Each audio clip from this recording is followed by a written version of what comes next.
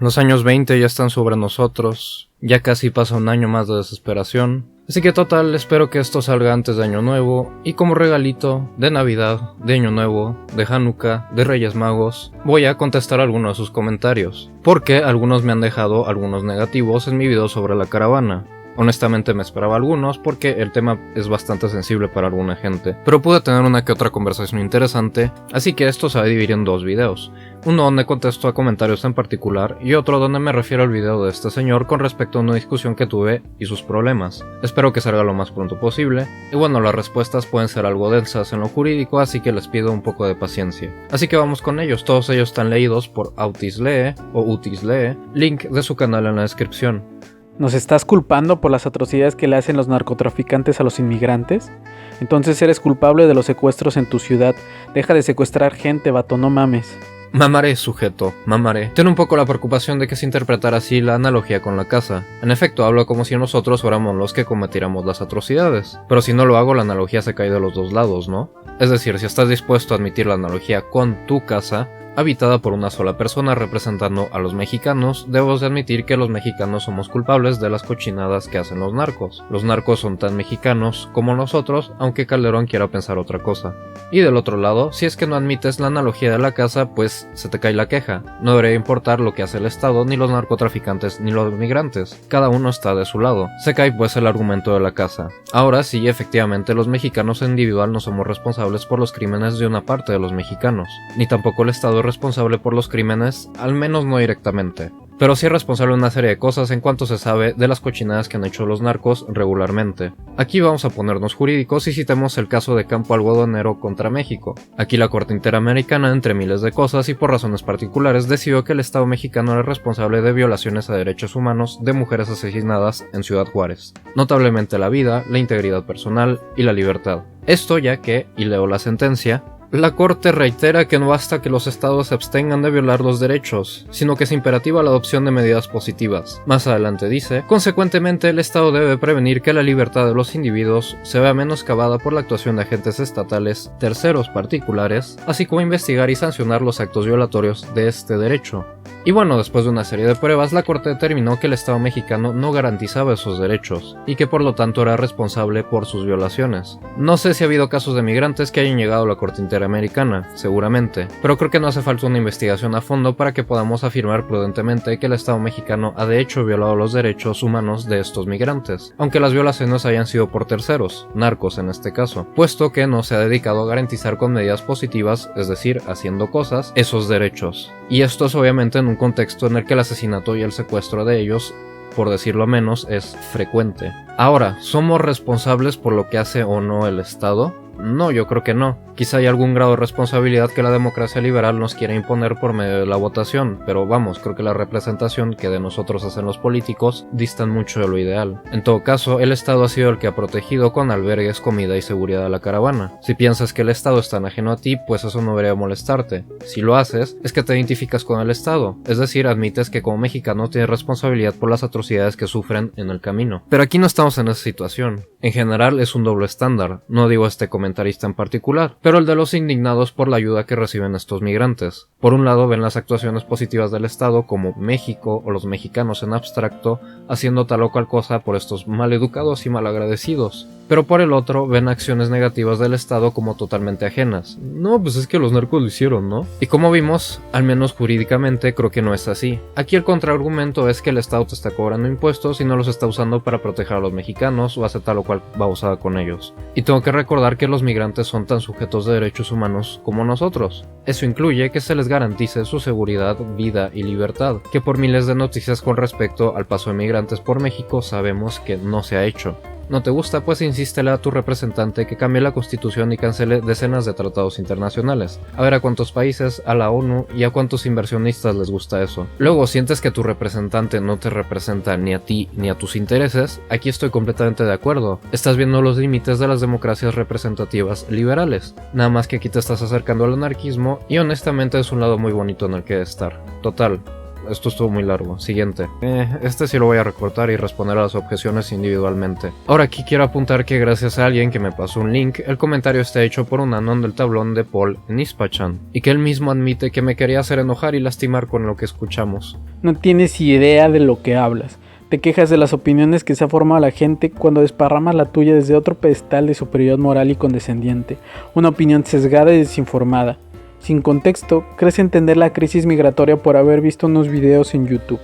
No sabes diferenciar de la migración legal, documentada y de acuerdo a los requisitos de cada país, de la ilegal, la que se hace sin documentación.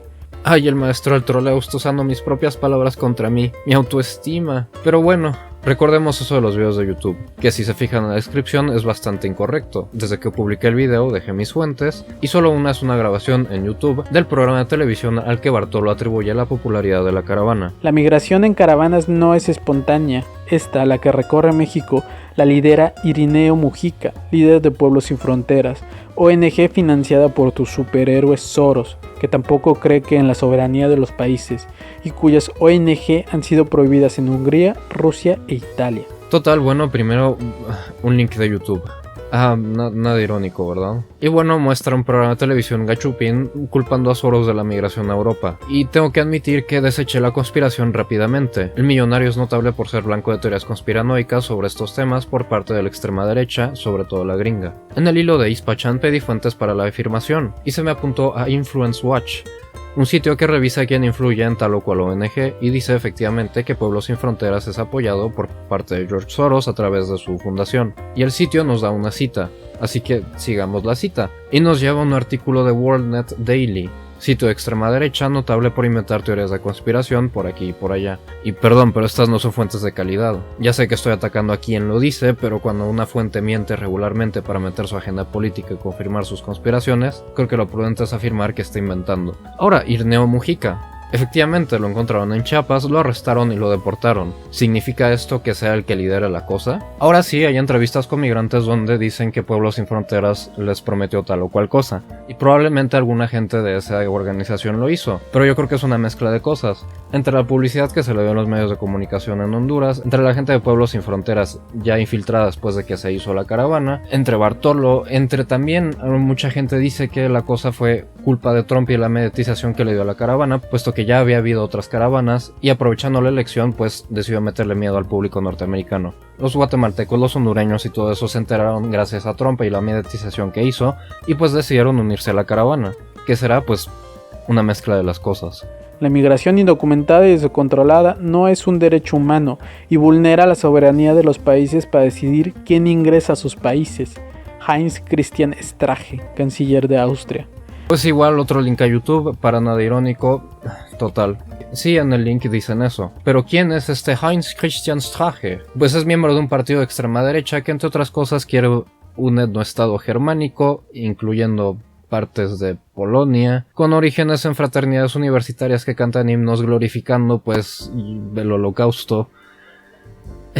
Y él personalmente ganó elecciones en Austria con lemas como bien en vez de Istambul, alemán en vez de no entiendo, la tierra madre en el corazón. Y bueno, el tipo no es autoridad para que me convenza de nada. En todo caso me convence de lo contrario el protonazi de mierda. Y ni siquiera hay un argumento hecho, es una afirmación sin más. Quizá algún día haga un video defendiendo la evolución de las fronteras, pero estos videos no son eso. Primer ministro de Israel, Netanyahu, culpa a Soros por la campaña antideportación de migrantes. Y ya vimos que lo de Soros con respecto a este caso es pura especulación paranoica. Los migrantes están obligados a respetar la ley y cultura de los países anfitriones. Los trámites para ingresar al país de manera legal es una de esas leyes. Dudo que Japón, al que pareces tener afición, te permite entrar a base de pedradas y empujones y todavía exigir derechos cuando es incumplido tus obligaciones. Japón, que tiene una de las leyes de inmigración más estrictas para ingresar a su país. Y no soy un sucio weeb, no idealizo todo lo que viene de esa isla pagana abandonada de Dios, pero hay un par de cosas mal en este comentario que corregiré rápidamente. La constitución japonesa tiene una muy mala traducción. En la parte donde se listan los derechos fundamentales de las personas, en inglés se traduce el artículo 10 como las leyes determinarán las condiciones para ser ciudadano japonés, y el siguiente artículo, el 11, pues, el pueblo o las personas, como quieran traducir, no serán impedidas de disfrutar ninguno de sus derechos fundamentales. Fácilmente interpretaríamos que pues cualquier inmigrante ingresando mal o bien al país gozará de los derechos, pero pues muy más o menos. El artículo 10 en japonés se refiere a Nihon Kokumin y el artículo 11, el siguiente, dice Kokumin, es decir, una palabra que tiene tintes de ciudadano, pueblo, persona, y interpretando la cosa en su conjunto es claro que se refiere a ciudadanos japoneses. Ahora hagámosle caso a Colin Jones, profesor de Derecho en Doshisha, que nos dice que en efecto la jurisprudencia le reconoce derechos fundamentales a todos los extranjeros, pero que en todos los casos concretos particulares que han resuelto, pues como que nunca lo ha hecho. Inmigrantes legales o ilegales, pues aquí no se hace ninguna distinción. Claro que tienes una mejor situación jurídica si entraste con las formas. En todo caso, Japón ha firmado y ratificado tratados internacionales sobre derechos humanos, y si alguien insiste lo suficiente en una corte internacional, seguramente se le van a reconocer plenamente esos derechos. Y perdón, pero la vida y demás son derechos fundamentales aquí y en cualquier lugar sin depender de tu situación migratoria. Ahora, la política de inmigración japonesa está realmente sujeta a muchas críticas, pero en muchos aspectos es muy parecida a la mexicana. Es mucho más difícil inmigrar a México que a Estados Unidos, les recuerdo. Total, siguiente.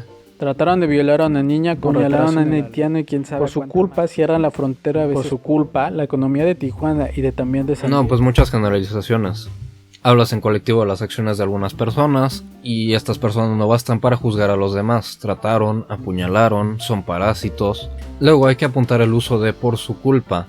Creo que el punto del video pasa por la cabeza de nuestro comentador. Aquí el enojo por la situación es justificada y eso lo admito, pero debería ser dirigido a los gringos que hicieron del país una mierda, por supuesto sin dejar de reprobar las acciones horribles de algunos individuos. Los tijuanenses y muchos mexicanos enojados están ladrando a la punta de un problema enorme. Más útil sería conocer las situaciones que nos llevaron a este problema. Siguiente y último, este también lo voy a recortar. Sin ánimos de ofender, pero Yuro, no sabes tanto sobre este tema. Yo soy de Tijuana y te puedo asegurar que la mayoría de esos migrantes son controlados por sus líderes y se han ganado a pulso el odio de la gente. Sí, 100 migrantes han sido detenidos, la mayoría por fumar marihuana en la vía pública. ¿Pero sabes por qué ya no hubo más detenidos? Porque Derechos Humanos le impidió al alcalde meter a la cárcel a los migrantes que cometan crímenes de cualquier índole. Por eso el alcalde ya no hizo su famosa consulta para deportarlos. Hace unos meses hubo un caso de un migrante que violó a una niña migrante. Salía en el periódico local y el tipo no pudo ser detenido. Bueno, pues pedí fuentes para esta afirmación según la cual no se estaba deteniendo a los inmigrantes por delitos. Primero, si lo han hecho, y segundo, la alegación de que organizaciones de derechos humanos impidiendo que se detenga a delincuentes es tan solo de un funcionario público. Un funcionario de una ciudad que desde el principio se ha mostrado hostil a la caravana. Pero bueno, quizá hay alguna confusión.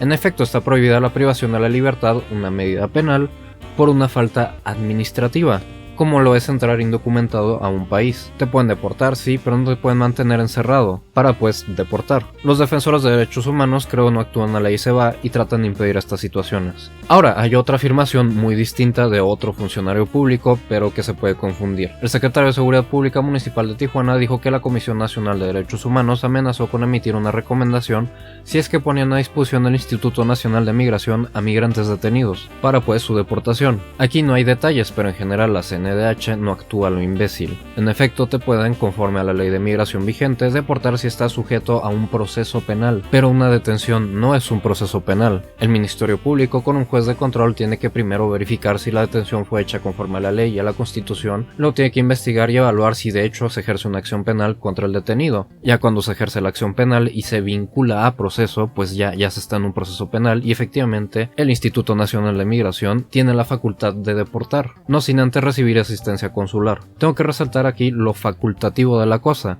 No es una obligación el deportarlos. Si las autoridades así lo deciden, los extranjeros pueden servir sus penas y ser juzgados aquí, para simplificar. Lo que aquí yo creo que la CNH decía era que si se les deportaba antes de vincularlos a proceso, se les estaban violando sus derechos, y pues se iba a emitir una recomendación, que vamos, una recomendación no es nada, no es vinculante. En todo caso, la CNH tiene la facultad de pedirle a la autoridad que fundamente y motive el por qué no hace caso de la recomendación. Si este secretario de Seguridad Municipal les hizo caso, pues es que yo creo que se le estaba cajeteando, y los quería deportar sin antes pasar por los pasos que ya dijimos. Total, creo que de hecho lo siguieron y de hecho se han deportado ya a varios migrantes. Pues muy bien, nada más esperemos que el Ministerio Público y el juez de control hayan hecho bien su trabajo. En todo caso, tanto el extranjero como el mexicano están sujetos a las mismas leyes penales con las garantías que éstas implican, pero sigamos. Que sean malagradecidos es lo de menos. Por lo que los tijuanenses estamos enojados, admito que hay personas que sí exageran su odio, es porque esos migrantes sean intocables. Vienen y hacen marchas en la garita cuando los únicos que tenemos derecho a marchar somos los mexicanos. Si lo hace un extranjero sería delito por obstrucción de una vía pública. Mucha gente tiene miedo de que las pandillas de la ciudad recluten migrantes para cometer delitos aprovechando que no pueden ser juzgados, y hay más cosas que no he mencionado. Como vimos, no son intocables. Los únicos que tenemos derecho a marchar somos los mexicanos. Y si no es delito por obstruir a la vía pública... Perdón, pero esto ya es pura invención. No hay tal delito. Tampoco hay un código penal para extranjeros. Los mexicanos y los extranjeros podemos cometer exactamente los mismos delitos y se nos tiene que procesar de la misma manera, con excepción de que ellos tienen asistencia consular y se tiene la facultad de deportarlos, como vimos. La obstrucción de vía pública no está tipificada como tal en el Código Penal de Baja California. Hay los ataques a la comunicación a las vías de transporte, el artículo 251, que pena al que dolosamente obstaculice las vías de comunicación. También hay varias disposiciones similares en los estados y en la Ciudad de México. Nada más que aquí se quiso hacer una especie de regularización de todas estas marchas. Finalmente yo creo que esta es una ley que se aplica a discreción. Y ahora no me voy a meter a la discusión sobre si el derecho a reunión que está consagrado en la Constitución incluye las marchas que impiden la circulación de las personas, porque esto también es violar un derecho. Hay una tesis aislada con respecto a un artículo similar en el Código del Estado de México, donde se decide que el tipo penal no viola este derecho a reunión, pero finalmente no es obligatoria y el debate sigue abierto. Dejo un link a un artículo académico sobre el tema si quieren saber más, es muy interesante. Total, como vimos, los migrantes no están en total impunidad y las noticias que lo dicen parecen venir de funcionarios con mala fe y que pueden explicarse más o menos sencillamente. Pero bueno, hay que admitir que es bastante penoso que ni los medios ni el gobierno mexicano se dediquen a informar a la gente sobre este tipo de cosas. Este comentario, sin ofender obviamente al comentarista, está lleno de ignorancia jurídica, y en general los medios, parece sobre todo los de Tijuana, te venden la cosa como impunidad, cuando en general es otra cosa. Total, en el siguiente video explicaré mis conclusiones, y bueno, como siempre la conclusión es que hay que abolir la propiedad privada.